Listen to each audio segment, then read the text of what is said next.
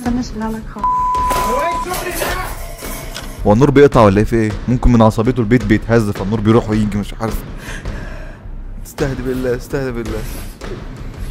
مناديل ناولها مناديل يا اشرف بعد اذنك من ورا، هتلاقي كومودينو عندك.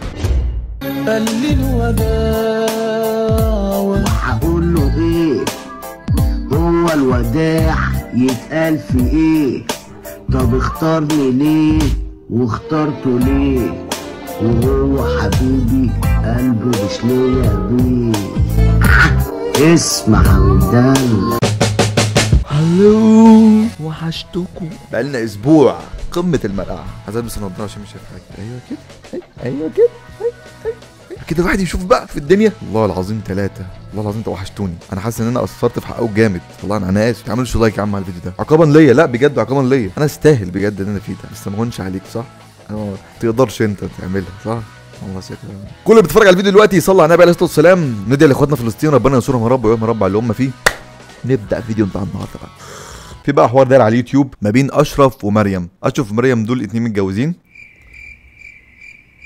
بس كده خلاص يعني. هو ده الحوار، هما دول اتنين متجوزين يعني. ده محور حياتهم. القناه قايمه على كده ان هما اتنين متجوزين بس. كنت اتكلمت عنهم قبل كده في جوله من جولات التيك توك، ظهروا معايا كده في فيديو من ميشناتكم. بعد الفيديو بيوم او يومين لقيت اشرف داخل كلمني على انستجرام، فانا اول ما شفت رساله منه كده قلت هيقول لي امسح الفيديو بقى كمان. بعدين لقيته متقبل الموضوع بصدر رحب جدا وناس جميله فشخ. بس والله لازم انا ما اعرف اللي حصل عندهم في القناه دلوقتي، بس انا اعرف في حوار داير دلوقتي، حوار كبير وعندهم قرب المليون بيتابعوهم بس عشان هما اتنين متجوزين. في البدايه استغربت الموضوع كده، قلت اكيد هما من سلاله نادره ولا حاجه، لكن لا هما بني ادمين طبيعيه خالص، مش من سلاله نادره ولا حاجه. فلما تيجي بقى تقول لهم يا جماعه انا هنفصل انا ومراتي، متخيل الموضوع هيبقى تقيل قد ايه على الناس؟ الموضوع هيأثر فشخ. ده بقى اللي حصل تقريبا اليومين دول في فيديوهات انفصال كتير بيتصل ما بين اشرف وما بين مريم. يا رب الموضوع يعدي على خير. من 4 اسابيع مريم نزلت كل شيء اسمه ونصيب. انا صورت مقلب في اشرف، وبسبب المقلب دوت انا او بسبب رد فعله في المقلب ده انا قررت ان انا مش قادره اعيش مع الشخص ده، ومش قادره اكمل حياتي معاه، ومش ده الشخص اللي انا عايزه اكمل حياتي. ليه لا اشرف طيب، اشرف طيب ما تقوليش كده. والله كلمني الراجل ده يا جماعه كيوت جدا وطيب جدا، والله ما بهزر. فعشان كده انا طالعه احكي لكم اللي حصل. تعيطيش بقى. زي ما انتوا عارفين ان اخر مره هو عمل فيا مقلب، فانا خليت مراتي تغير من صاحبتها بسبب تصرفات. ماشي يعني انت جيتي تعملي فيه مقلب اتضايق ليه بقى اشرف او ترجع تتقمص؟ بس لما هو عمل مقلب انا قلت ان عادي ان انا اعمل انا كمان مقلب، ايه المشكله؟ فكرت في مقلب عادي ان انا احلق له شعره، اللي هو ايه كده كده هو شعر راجل فهيطلع تاني. انت بني ادم مشعر ممكن يطلع لك شعر تاني عادي يعني، لكن انا لو حلقت لي شعري حوار عشان يطلع تاني. رحت حلقت له شعره، صحيت بدري وعملت هوريكم دي المقدمه. ازيكم يا احسن ناس الدنيا، وحشتوني جدا. ده المقلب انت قطعتيني. انا كنت بعيط دلوقتي قطعتيني ليه كده مره واحده؟ المقلب اصلا ما نزلش، انت مسجلاه كده لوحده. انا قررت النهارده اعمل فيه مقلب قوي جدا يا جماعه. بصوا اقوى مقلب هتشوفوه على القناه عندنا اساسا. هتحلقي له شعره تمام. تعال نخش في ايه، في حلق شعره. انت بتتكلمي كتير قوي يا مريم والله. المقلب حقيقي جدا. لا المقلب يا جماعه على فكره حقيقي فشخ، لان النور مقفول. لو كان فيك كان النور هتلاقيه مفتوح. لا ومتغطي، عارف لو ما كانش متغطي كان المقلب ساعتها هيبقى فيك. وفي شبشب هنا محطوط، فمعنى كده ان اشرف قبل ما يخش ينام دخل الحمام عمل بيبي زي اي راجل عشان ما يعملش على نفسه وهو نايم. انا بعمل كده والله. وبعد كده من الحمام لما لاوضه النوم وقلع شبشب ودخل نام. انا من الحاجات البسيطه دي اقول لك ان المقلب ده حقيقي 100%. اشرف حقنه كده وحط فيها زيت وزيت المفصلات بتاعه الباب دي مزعجه فشخ. انت ازاي ما صحيتش؟ انا خايف بجد، انا خايف. طب هتحلها له من انهي حته، من الجناب ولا من قدام ولا ساعتها هنعرف بقى اذا كان فيك ولا لا.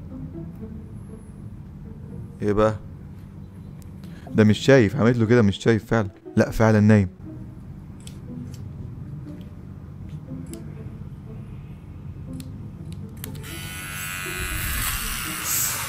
لا لا لا لا لا حول ولا قوة إلا بالله. الله الله الله الله. شوف وش أشرف عامل ازاي لما صاحبه شافها. شايف النظرة؟ نظرة أسد سقف عرينه. قول على نفسك يا رحمن يا رحيم. بس تاخدين بالكم من حاجه، ان هي لما جت تحلق له حلقت له من ورا، والمكنه كانت معموله على درجه عاليه، يعني اللي هو تاخد شعر معين كده بطول معين، ما تجيبهاليش على الزيرو عشان شعره ما يبص يعني. نعم مقلب وكل حاجه لكن شعر جوزي. عصيه انت. استنى بس اكملها لك. استنى. الحق اشرف الحق. الله يا اشرف شكلك بقى جامد. بس اخدين بالكم عين اشرف حمراء، لو هو حط في عينه قطره قبل ما ينام فبجد شابوه ان انت بتفكر في كل تفصيله من ناحيه ان انت تسبكها صح. بس المكنه لا مش اكله معايا. في ايه يا روح؟ هو ايه الشغل؟ هو ايه الشغل ابن اشرف صاحب غرزه. ايه الشغل ابن كمل اللي خلص حجر المعسل بتاعي. هو ايه الشغل؟ لا اشرف مش اخلاق يوتيوبرز دي. انت يوتيوبر فانت طبيعي تصحى على مقلب. استهدى بالله يا اشرف استهدى بالله. بسيطة ذمتك ما بقتش قمر. استهدى بالله يا اشرف بسيطة والله باذن الله. هنقصر اللي فوق شوية وندرج الجناب بس والموضوع يتلم. استنى اشيلها لك خالص. هو ايه الشغل ده؟ هو النور بيقطع ولا ايه في ايه؟ ممكن من عصبيته البيت بيتهز فالنور بيروح ويجي مش عارف. الشاشة بتضلم كده فجأة. حرام عليك يا اخي المروحة. لازم تموت من الحر وانت بتدغدغ المروحة كده عادي. هو ايه اللي انتوا بتعمليه ده؟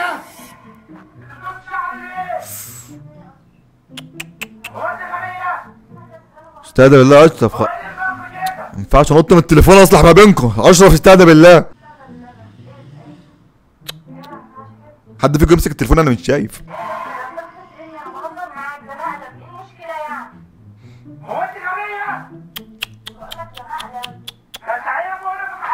مقرفة ايه تفت عليك يا اشرف ده حلقت لك. ايه المعاملة دي يا جدع؟ هنا بيدغدغ في الأوضة حرفيا. في يا اشرف انت داخل مسابقة مستر ايجيبت احنا مش عارفين؟ ده هي قصة اللي شالتها لك، قصة صغيرة.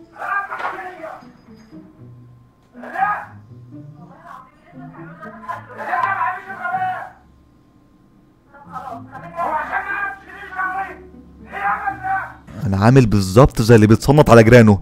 حد فيكم يمسك الموبايل عشان اسمع. انا مش عارف الدنيا دايره على ايه دلوقتي. حول ولا قوه الا بالله. مسكت الموبايل اخيرا. هنا قررت اروح اقعد عند ماما لحد ما اتطلق. طب المأذون لما يجي هتقولوا له ايه؟ كنت بعمل فيه مقلب وقصيت له شعره.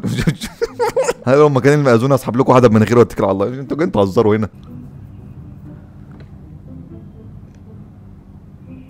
هي لما قررت تعيط قررت ان هي توثق اللحظه اللي هو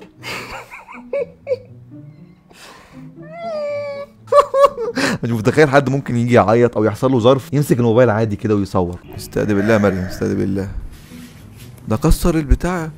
كسرت السلستين. الاوضه ما فيهاش حته سليمه. وريني كده بقت الاوضه. هو المروحه بس والسلستين دي اللي اتكسرت بس. والاباجوره يا مفتري يا ظالم. مش هعرف اوريكم الباقي. ليه بقى مش ها؟ قطع الغيارات بتاعته. ده السبب الوحيد اللي هيخليك ما تعرفيش تورينا الباقي. انا بخمن والله.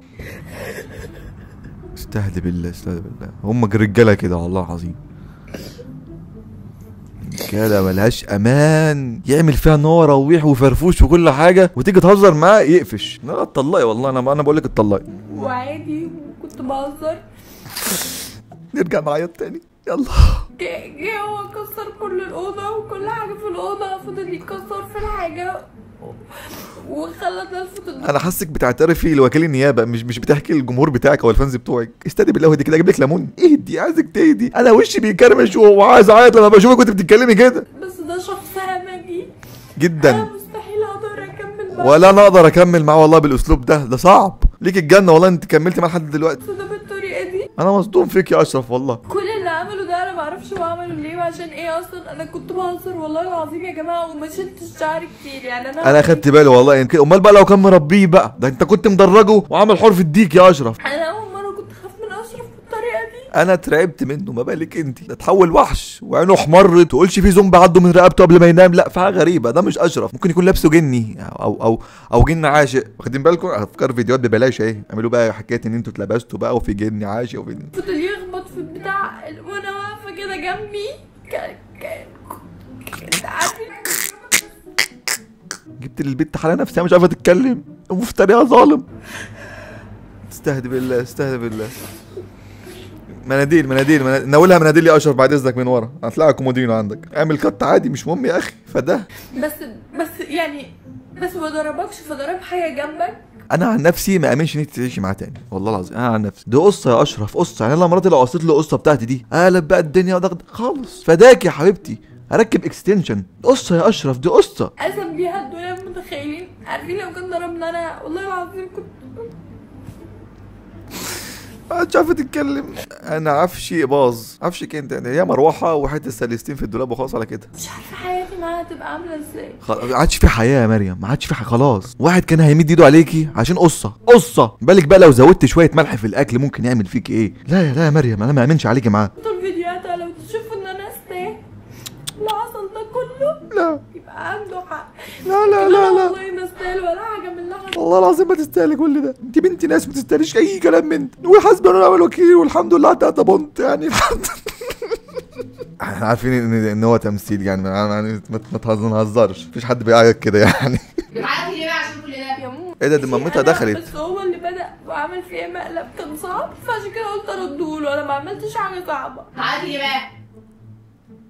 هو عمل فيكي مقلب وبعدين انت رديتي له المقلب، ايه المشكله في الكلام ده كله؟ ازيك يا حاج عامل ايه؟ اشرف مش عاجبني بجد والله، مش ما عادش مظبوط. كل ده عشان قصه يعني. انا بقول لها الموضوع يتحل بالهداوه بس هي ما فيش، هي مصره ان هي تنفصل. فخلاص بقى اللي البنت عاوزاه يمشي. حاضر. انا بس مصدومه من اللي هو عمله وده اللي مزعلني. بس انا تمام يعني ان شاء الله كل حاجه. في حاجه مستغربه صحيح كده ما خدتش بالي منها. هو انت ليه يا مريم لابسه اسود؟ ده حداد على الشعر اللي انت شلتيه من دماغه يعني ولا ده ايه ده؟ مش حزن في القلب يا مريم يعني. مش اللبس خالص. ناس زي العسل بجد والله. المحتوى بتاعكم ده انا كنت مشتاق له جدا. ده اول فيديو من القصه اللي هم عملوا تقريبا دي 1 2 3 4 5 6 7 8 9 فيديوهات يا مسلم يا لهوي. مش عارف اكمل بقيه الفيديوهات في الفيديو ده، بس الفيديو ده هيبقى طويل فشخ وانا هتعب في المونتاج برضه. هو الفيديو اللي بعده قال لك رحت اصالح مريم لكن للاسف رفضت الموضوع. قالت له لا احنا عايزين كمان 6 7 فيديوهات كمان يا اشرف، مش هنحل الموضوع بالسهوله كده، عندنا مصاريف عايزين نكفيها يا حبيبي. وفي فيديو تاني مريم ما رجعتش زي ما وعدتني وام اشرف تقريبا بتطبطب عليه. رجعت البيت لكن للاسف وبتعيط. تقريبا هو باع العفش او باع مكنه الحلاقه. بعد كده اشرف نزل فيديو قال لك النهايه مش هتنزل تاني. بعد كده اتصلت بحماتي اصالحها واكبر بخاطرها وندمت. انتوا فشختوا المسلسلات التركيه يا اشرف والله العظيم.